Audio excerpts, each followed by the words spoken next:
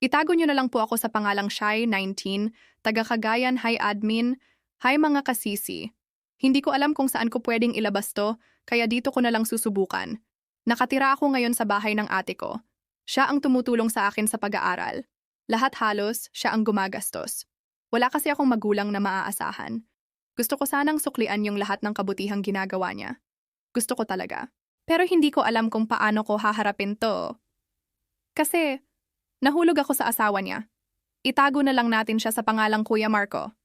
31 years old siya. Ako, 19. Alam kong ang pangit pakinggan. Alam kong mali.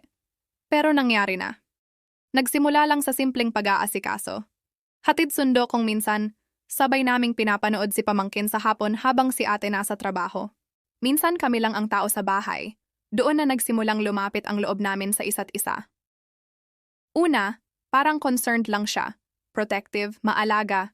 Pero habang tumatagal parang may iba na. Hindi ko alam kung sinasadya niya pero sinakyan ko rin. Hanggang sa isang gabi, umuwi ako galing school na basa sa ulan. Pinahiram niya ako ng damit, pinainom ng tsaa. Doon na nangyari ang unang beses. Wala nang masyadong salita. Basta nangyari. At mula noon, hindi na natigil. Hindi ko maikakaila, hinahanap ko siya.